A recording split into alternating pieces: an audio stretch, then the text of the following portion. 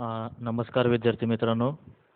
आज आपण इयत्ता 8वीतला थर्ड चॅप्टर जो आहे मॅथमॅटिक्स विषयाचा इंडायसिस अँड क्यूब रूट याची सुरुवात करणार आहोत. याच्याविषयी थोडी माहिती जाणून घेणार आहोत. त्यापूर्वी आपल्याला आपल्या या विषया हा भाग आपला थोडा 7वीत झाला होता. त्याची थोडे आपण रिव्हिजन पाहूया. क्यूब रूट म्हणजे नक्की काय असतं, तर क्यूब रूट म्हणजे काय असतो, इंडेक्स म्हणजे काय असतो, ह्या सगळ्या संकल्पना आपण गेल्या वर्षी 7वीत असताना पाहिलेल्या आहेत. आता फक्त आपण त्याची एक जस्ट रिव्हिजन पाहूया. तर पहा, 2 × 2 × 2 असा 2 × 2 × 2 हे 5 वेळा मल्टिप्लिकेशन दिलेलं आहे 2चं. याचाच अर्थ ते आपण लिहितो 2 आणि 5 असं काहीतरी आपण लिहिलेलं असतं. मग हे नेमकं काय आहे, तर ह्या 2ला म्हणतात base and 5 is and index. आणि आपण त्या संपूर्ण संख्येचं वाचन 2⁻⁵ अशा प्रकारे करत असतो. तसेच त्याला आपण इंडेक्स नंबर असं पण आपण त्याला म्हणतो. आपण गेल्या वर्षी इंडेक्सचे काही लॉ पाहिले होते. त्याचे आपण थोडक्यात सुरुवातीला रिव्हिजन घेऊया. Laws of indices. रिमेंबर, ही एक महत्त्वाची गोष्ट आहे. m and n are integers. हे m आणि n काय आहेत, तर इंटिजर्स आहेत. ही संख्या, हे आपण गोष्ट पूर्ण ध्यानात घेतली पाहिजे. तर काय लॉज होते, laws of indices. If a⁻m and into a⁻n म्हणजे दोन्हीचा बेस सेम आहे आणि त्यांच्यामध्ये गुणाकार आहे. There is a product between 2 numbers and their base are same, then we simply add the indices of the number. आपण काय करतो, पाया तसाच ठेवतो आणि त्या 2 घातांकांची बेरीज करतो.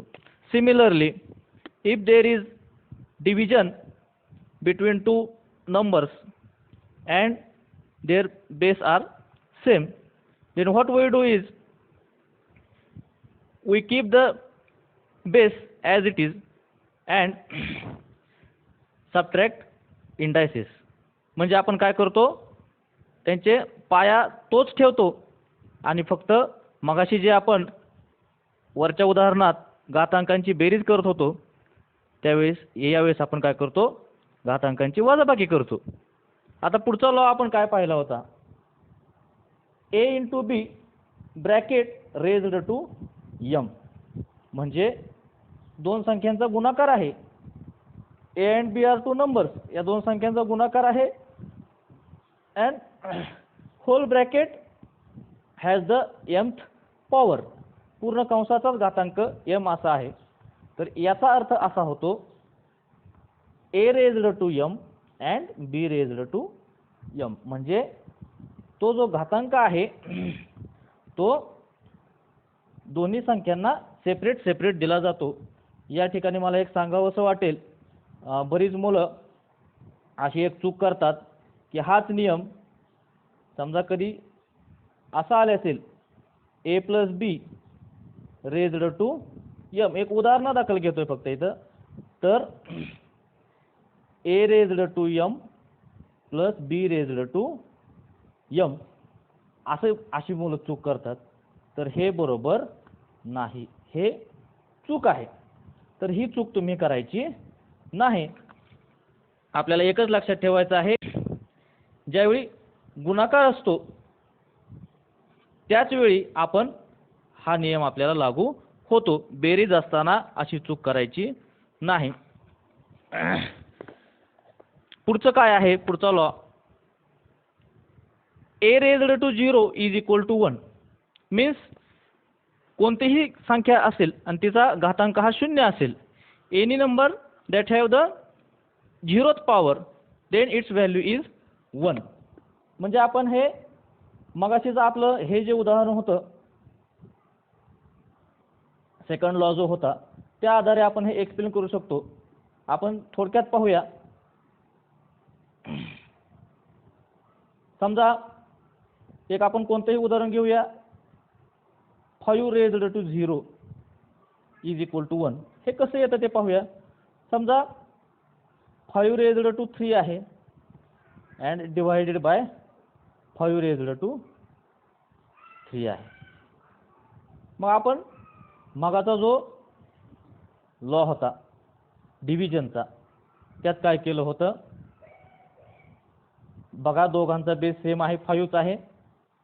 मग if the base is same then we keep the base as it is and subtract the indices. या ठिकाणी आपण बेस तोच असल्यामुळे तोच ठेवावा लागणार आहे आपल्याला आणि घातांकांची आपल्याला या ठिकाणी वजाबाकी करावी लागणार आहे. तर या ठिकाणी आलं 5 raised to 0. आता आपण त्याची LHS कशी 5 raised to 0 आली त्याचं एक्सप्लेनेशन पाहिलं. आता आपल्याला बघायचं आहे मग ते 1 काय येतं तर बघा 5 raised to 3 divided by 5 raised to 3. हेच आपण आपल्याला माहित आहे 5 raised to 3 upon 5 raised to 3 अशा पद्धतीने आपण लिहित असतो. आणि त्यातच परत 5 into 5 into 5 upon 5 into 5 into 5. तर बघा आपल्याला लगेच लक्षात आलं असेल प्रत्येक ठिकाणी 5 ला 5 चा भाग जातो. न्यूमरेटर मध्ये पण फक्त 1 उरतं आणि डिनॉमिनेटर मध्ये पण फक्त 1 उरतं. आणि याचं आता उत्तर इथं जागा नसल्यामुळं मी फायनल उत्तर लिहितो आहे 1. तर समजलं. असंच आपल्याला कोणत्याही संख्येचा घातांक म्हणजे any number having the index 0 it's value is always 1 हे आपण नेहमी करता लक्षात ठेवायचं आहे.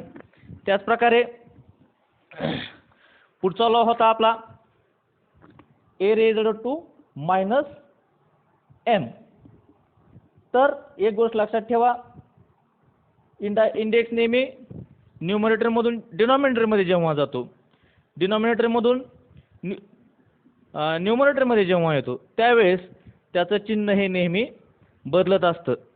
Weather it is positive sign or negative sign it always alternates. आता याविषयी मी एक नंतर सेपरेट व्हिडिओ बनवतो. आपला हा फक्त रिव्हिजनचा भाग आहे. हे लॉज वगैरे आपण सगळे गेल्या वर्षी इयत्तेत पाहिलेले आहेत 7वी मध्ये. नंतर पुढचा भाग आहे आपला a raised to m आणि ह्यालाच आपण एक नंबर म्हणून कन्सिडर केलं a raised to m लाच. तर त्या नंबरचा परत nth इंडेक्स तर त्याचा a raised to m into n असा लॉ आपण एक गेल्या वर्षी पाहिलेला होता. नेक्स्ट लॉ ऑफ इंडेक्स आहे a raised to a upon b raised to m. म्हणजे मगाशी आपण एक लॉ बघितला होता. कोणता लॉ पाहिला होता a into b raised to m. तर याचं काय होत होतं की mth पॉवर जी आहे ती a ला पण जात होती आणि या b ला पण जात होती. तर तोच संदर्भ या ठिकाणी आपण डिव्हिजनच्या बाबतीत घ्यायचा आहे. mth पॉवर या ठिकाणची जी mth पॉवर आहे it is for both numerator and denominator. आणि आता जस्ट आपण जो एक नियम पाहिला की हा आता 6th लॉ आणि यापूर्वी पाहिलेला 5th लॉ या दोघांचं कॉम्बिनेशन म्हणून म्हणजेच हा आहे आपला शेवटचा 8वा लॉ. तो काय सांगतो आपल्याला नीट पहा. A plus b, sorry, a upon b raised to minus m. आताच आपण एक लॉ पाहिला, त्यानुसार त्याचा अर्थ होतो a raised to minus m upon b raised to minus m. आणि त्यापूर्वी आपण एक लॉ असा पाहिला, ज्यावेळी एखादी संख्या घातांकी संख्या असेल, इंडेक्स नंबर असेल, न्यूमरेटरमधून डिनॉमिनेटरमध्ये जात असेल, तर त्यावेळी काय होतं, न्यूमरेटरमधून डिनॉमिनेटरमध्ये येऊ द्या किंवा डिनॉमिनेटरचा न्यूमरेटरमध्ये येऊ द्या, त्याचं साइन हे नेहमी बदलतं. मग आता ए रेज्ड टू, आपण सेपरेट पाहूया. A raised to minus m याचीच किंमत व्हॅल्यू असणार आहे 1 upon a raised to m. हे दोन्हीची किंमत सेम आहे. आणि त्याचबरोबर 1 upon b raised to minus m याची जर सेपरेट आपण व्हॅल्यू पाहिली, तर त्याचीच व्हॅल्यू असणार आहे बी raised to M.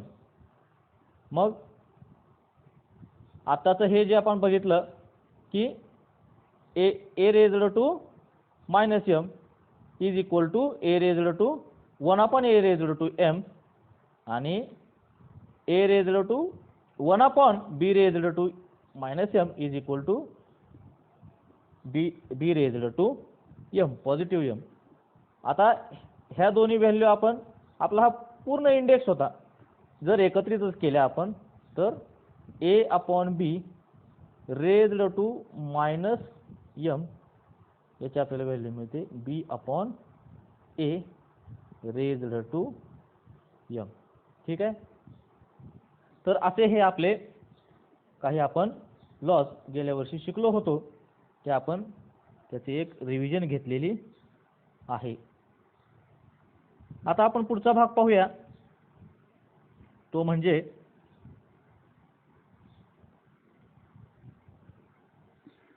meaning of meaning of the numbers when index is a rational number of the form 1 upon n.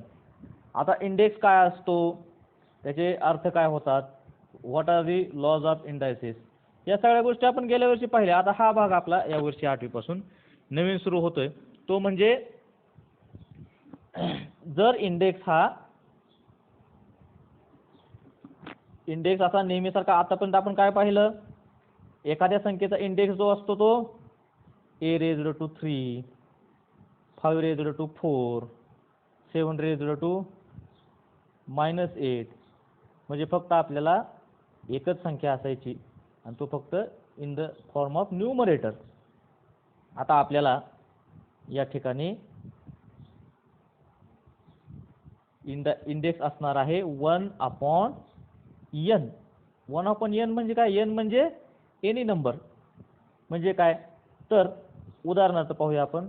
5 raised to 1 upon 7, 3 raised to 1 upon 3, 9 raised to 1 upon 10.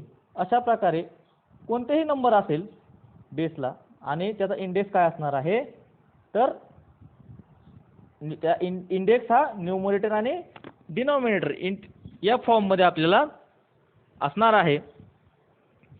Numerator is always 1 आणि denominator ही कोणतीही एक संख्या असणार आहे. याचं स्पष्टीकरण आता याचा आपण पुढचा आणखी भाग पाहूया.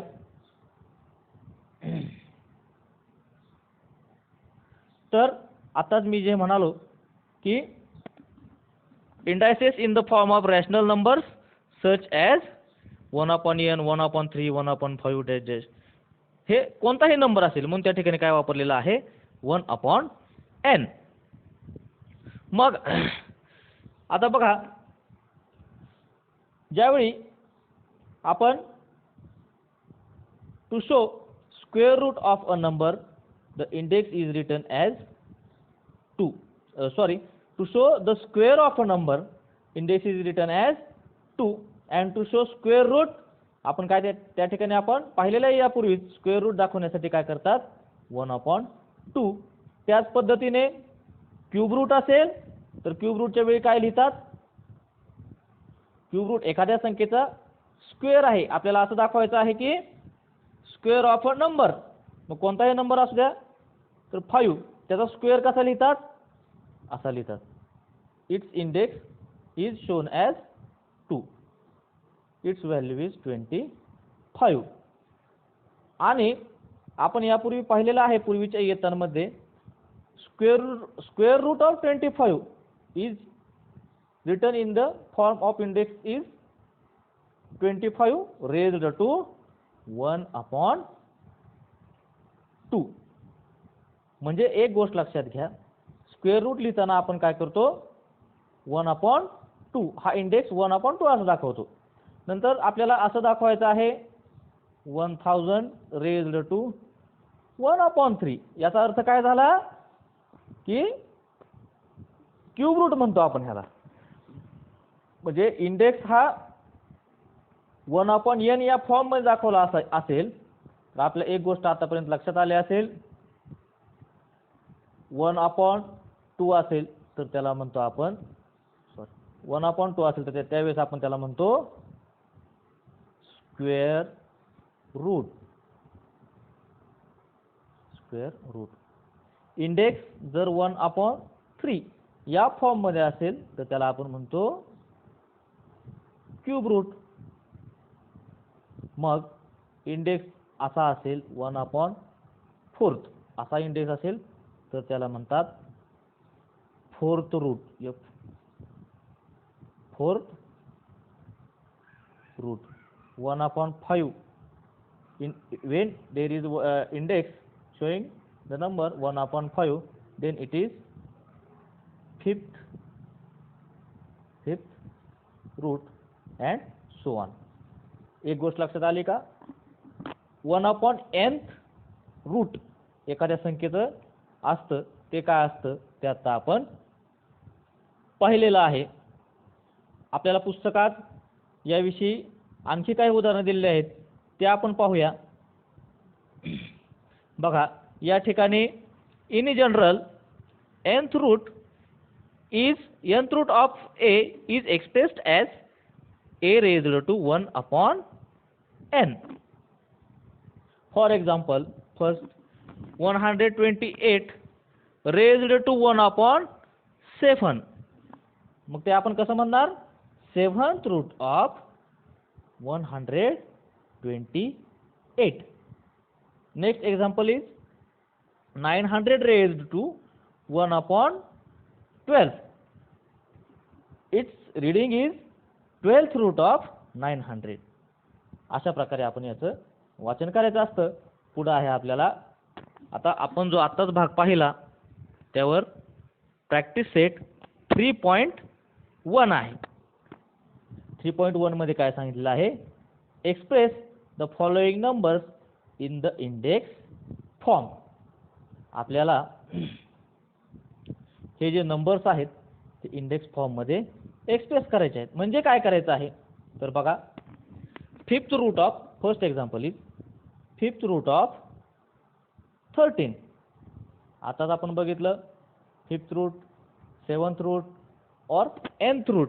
म्हणजे रूट म्हणजे काय असं तर तो नंबर हा डिनॉमिनेटरला आला पाहिजे. तर आता फिफ्थ रूट ऑफ 13 हे काय आहे, 13 रेज्ड टू 1/5. हा प्रॅक्टिस सेट तुम्ही नंतर स्वतः सोडवायचा आहे. इथं मी तुम्हाला फक्त एक्झाम्पल, फॉर एक्झाम्पल हे एक सोडून दाखवलेलं आहे. पुढचं आहे सिक्स्थ रूट ऑफ 9. याचा अर्थ काय, याचं उत्तर काय येईल, 9 raised to 1/6. Square root of 256. त्याचं उत्तर येणार आहे 256 raised to 1/2. Next cube root of 17. 17 raised to 1/3. Eighth root of 100 हे येणार आहे, तुम्हाला स्वतः सोडवायचं आहे ते असं येणार आहे ते 100 रेज्ड टू 1/8. आणि पुढचं आहे 30 रेज्ड टू 1/7. अशा प्रकारे आपण हा प्रॅक्टिस सेट 3.1 सोडवायचा आहे. पुढे एक आणखी प्रश्न दिलेला आहे 3.1 मध्ये. काय आहे प्रश्न पाहूया. Write in the form of nth root of a. nth root of a. आता a म्हणजे काय आहे, इथं जी 81 आहे ती a आहे. या ठिकाणी a च्या जागी काय येणार आहे 49. a म्हणजे एनी नंबर. ज्यावेळी असं जनरल सांगायचं असतं त्यावेळी त्या संख्येसाठी अक्षर वापरलं जातं. a असेल, n असेल वगैरे.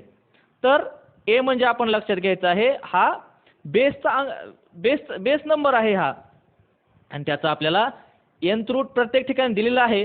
ते आपण काय करायचं आहे रिटर्न फॉर्म मध्ये लिहायचं आहे. आणि हा तुम्हाला आता होमवर्क असणार आहे.